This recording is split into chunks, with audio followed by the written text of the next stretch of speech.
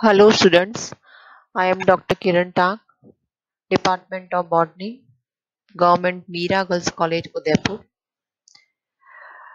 आज हमारी इस क्लास में हम botany paper second year botany paper first का टॉपिक जो हमने पहले स्टार्ट कर दिया था, Bentham and Hooker system of plant classification, उसका पार्ट फोर्थ, जिसके अंतर्गत हम monocotyledonae and merits and demerits of Bentham and Hooker system का अध्ययन करेंगे।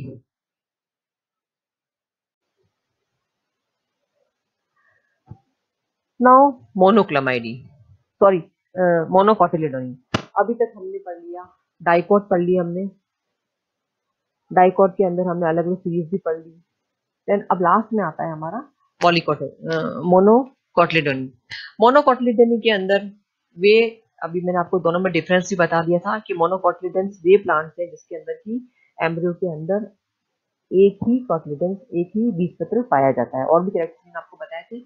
और जो फ्लावर होता है वो कैसा होता है, ट्राइमेरस। अर्थात ट्राइमेरस से मतलब ये हुआ कि फूल के चक्रों के सदस्यों की जो संख्या होती है या तो 3 होगी या 3 का कोई गुना होगी। जैसे लिली है तो आप 3 पेटल देखेंगे या 6 पेटल पे देखेंगे, तो 3 या 3 का गुना होती है।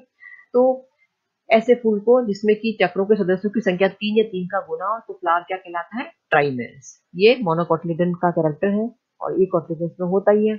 इसके अंदर 7 सीरीज है, और लेकिन सिर्फ आपको इसमें नाम याद रखना है।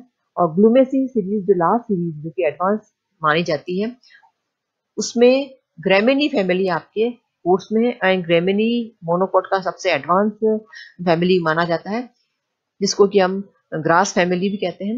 इसके कुछ एग्जांपल्स, ट्रिटिकम एस्टिवम आप सब जानते हैं, गेहूं का बॉटनिकल नेम है। Then Oryza sativa, then Saccharum officinarum, ये जिसको कि हम शुगर, जिससे कि गन्ना जिसको बोलते हैं, शुगर प्राप्त की जाती है इससे। विटिवेरिया खस का प्लांट जो होता है, जिसकी जड़ें जो होती है वो बहुत ज्यादा वाटर होल्डिंग कैपेसिटी रखती है, इसलिए इसको पहले किस समय में कूलर में इसी की खसखस की टाट बनाई जाती थी। आजकल तो वुडबुल की बनाई जाती है क्योंकि अब इतने अवेलेबल नहीं है। डेंड्रोकैलेमस बांस, देन साइनोडोन डेक्टेना जो कि कॉमन लॉन ग्रास कहलाती है, दूब ग्रास कहलाती है, और जियामेज आपका भुट्टा। तो यहाँ आप देख रहे हैं ये जियामेज है। ये जो प्लांट दिखाई दे रहा है इसको हम बंदर ग्रास भी कहते हैं कॉमनली, और इसकी आपने कभी देखा भी होगा कि इसकी ये एक ऐसा इन्फ्लोरेसेंस है ग्रेमिनी कुल का जिसका नाम सिटेरिया इटालिका है या सिटेरिया ग्लोएका भी कहलाता है। इसको अगर हम किसी के ऊपर डाल दे तो ये चिपक जाता है ना, तो एक इसको फिर कपड़ों से उतारना बहुत मुश्किल होता है। तो जैसे सिटेरिया बंदर ग्रास कहते हैं इसको। ये जो आप देख रहे हैं बांस की पेड़ है, तो ये हुआ मोनोकोटिलिडन्स के एग्जाम्पल। अब हम देखते हैं कि बेंथम एंड हुकर के द्वारा दिया गया जो क्लासिफिकेशन है इसके इम्पोर्टेंट कैरेक्टर्स क्या है। तो सबसे पहला तो ये कि it is an elaboration of A P D Candolle system. A P D Candolle system ने जो सिस्टम दिया था उसका एक विस्तृत रूप है। और इसकी खासियत क्या क्या है, इसकी खासियत ये है कि इसके अंदर जो प्लांट्स डिस्क्राइब किए गए हैं उस समय तक के जो नॉन प्लांट्स डिस्क्राइब किए, जो सीड प्लांट्स थे, उसका पूरा सबका नाम दिया हुआ है और उन सबका डिस्क्रिप्शन इसमें दिया गया है। देन इस क्लासिफिकेशन के अंतर्गत 202 फैमिलीज में 97,205 स्पीसीज को डिस्क्राइब किया गया है। उनका क्लासिफिकेशन, उसका बारे में वर्णन दिया गया है, और ये क्लासिफिकेशन सिर्फ सीड प्लांट के लिए ही दिया गया है। बेंथम एंड हुकर ने सीड प्लांट्स को थ्री ग्रुप में डिवाइड किया है मोटे तौर पर, डाइकोटिलिडन्स, जिम्नोस्पर्मी एंड मोनोकोटिलिडन्स, जो कि हम देख चुके हैं। डाइकोटिलिडन्स को इन्होंने फिर 3 क्लासेस में डिवाइड किया है, पॉलीपेटल्स के जुड़ाव और अलग अलग होने के कारण, दैट इज पॉलीपेटली, गेमोपेटली एंड मोनोक्लेमेडी, जिसको कि इनकम्प्लीट भी कहा जाता है क्योंकि इसमें पेरियंथ का एक ही चक्र होता है। और इस प्रकार से मिला के इस डाइकोट में टोटल तीन पॉलीपेटली के अंदर सीरीज है, गेमोपेटली के अंदर 3 सीरीज है, और 8 सीरीज मोनोक्लेमेडी के अंदर है। तो टोटल 14 सीरीज इन्होंने डाइकोट में डाली है। डाइकोट्स जो होता है वो डाइकोट्स इसके अंदर है वो पॉलीपेटली से शुरू हो रहा है। तो पॉलीपेटली की सबसे जो प्रिमिटिव फैमिली है वो रैननकुलेसी है। अर्थात ये जो क्लासिफिकेशन है इसके अंदर डाइकोट रैननकुलेसी से स्टार्ट होते हैं और एंड होते हैं डाइकोट मोनोक्लेमेडी के अंदर सिरिटोफिली से एंड होते हैं। जिम्नोस्पर्म में 3 फैमिलीज बताई हैं, जिसको कि हमने डिस्कस नहीं किया, खाली बस नाम ही जानेंगे हम, मीटेसी, कॉनिफेरी एंड साइकिडेसी। और मोनोकोटिलिडन्स के अंदर, मोनोकोटिलिडन्स का जो क्लासिफिकेशन है वो माइक्रोस्पर्मी से शुरू होता है और ग्लूमेसी सीरीज की ग्रेमिनी पे एंड होता है। अब हम बात करते हैं मेरिट, जो कि एग्जाम में जनरली पूछा जाता है, या तो बेंथम एंड हुकर का क्लासिफिकेशन पूरा पूछा जाता है डिस्क्रिप्शन वाले में, या फिर मेरिट्स और डीमेरिट्स पूछी जाती है। मेरिट्स का मतलब उसके गुण, और डीमेरिट जब आगे पढ़ेंगे वो दोष। तो गुण और अवगुण या गुण एवं दोष, इसको लिखे ऐसे एग्जाम में पूछा जाता है। तो हम मेरिट्स देख लेते हैं। तो पहला है कि दिस सिस्टम इज,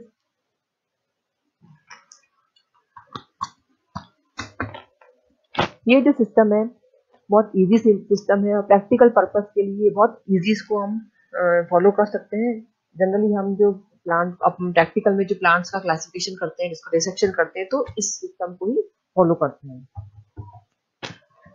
देन इसमें प्लांट का जो डिस्क्रिप्शन किया गया है वो एक्चुअल स्पेसिमेन को देखकर किया गया, इंडिविजुअल प्लांट्स के एक्चुअल स्पेसिमेंस को देख करके प्लांट का डिस्क्रिप्शन किया गया है। और कई जगह पर, जैसे कि ब्रिटिश एम्पायर में, यूएसए में और दूसरे जो यूरोपियन कंट्रीज हैं, और इवन हमारे इंडिया में भी क्यू बॉटनिकल गार्डन में, यहाँ पर सब जगह बेंथम एंड हुकर के सिस्टम को फॉलो करके ही हर्बेरिया तैयार किया गया है।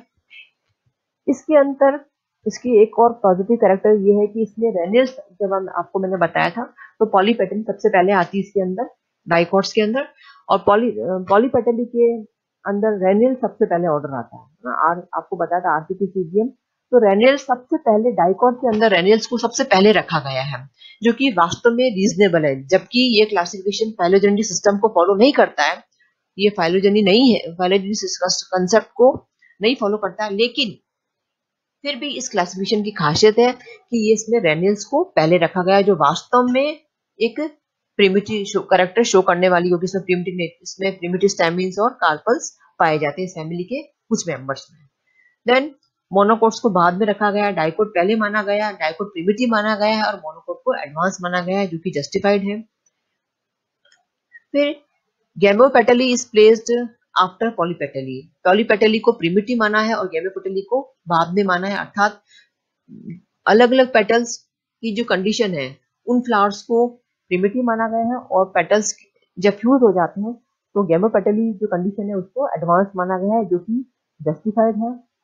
देन ये इसमें जो 3 सीरीज है, थैल्मिफ्लोरी, पॉलीपेटली के अंदर थैल्मिफ्लोरी, डिस्टिफ्लोरी, कैल्सिफ्लोरी, इसमें ग्रेजुअल इवोल्यूशन ट्रेंड देखा गया है, जो कि हाइपोगनी से स्टार्ट होकर के एपिगाइनी में होता है। और पॉलीपेटली के अंदर इन्होंने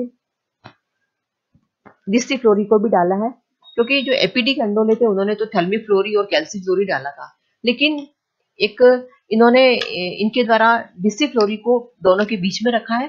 तो ये इसका एक पॉजिटिव पॉइंट है, जो कि कई सारी फैमिली ऐसी थी जो कि दोनों थैलेमिफ्लोरी कैल्सिफ्लोरी में नहीं रखी जा सकती थी, तो उन्होंने उसको डिस्टिफ्लोरी में रख दिया है, जो कि बीच में आती है। अब हम देखते हैं डीमेरिट्स। बेंथम एंड हुकर के सिस्टम की डीमेरिट्स में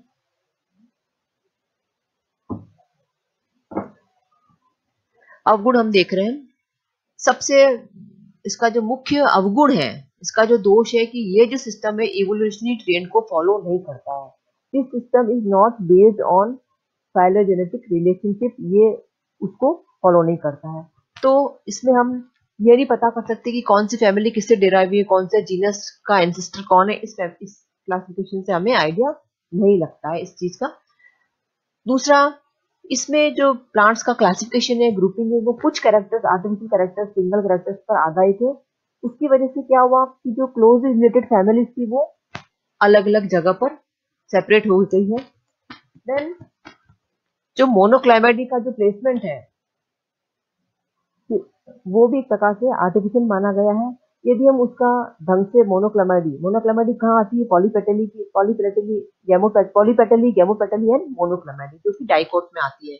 तो यदि इसका केयरफुल एनालिसिस किया जाए तो इसकी कोई जरूरत नहीं थी, ऐसा माना जाता है। तो इसके कुछ भी मेंबर्स थे उसको पॉलीपेटली में, इसकी जो फैमिली है उसको पॉलीपेटली में एडजस्ट किया जा सकता था। तो ये जो मोनोक्लेमाइडी का जो क्रिएशन है, it is an totally artificial. Then gymno, सबसे दूसरा इसका इंपॉर्टेंट नेगेटिव पॉइंट है जिम्नोस्पर्म को बीच पे रखना। इन्होंने क्या किया, डाइकॉट्स और मोनोकॉट्स के बीच में जिम्नोस्पर्म को रख दिया, जो कि बिल्कुल ही असाधारण लगता है, जो कि बिल्कुल भी जस्टिफाइड नहीं होता है, क्योंकि जिम्नोस्पर्म में तो नेकेड सीड है और डाइकॉट्स और मोनोकॉट्स में क्या है, कवर्ड सीड है। कवर्ड्स में सीड पाए जाते हैं, तो जिम्नोस्पर्म को तो अलग ही रखना चाहिए, उसको बीच में रखना अनुचित है।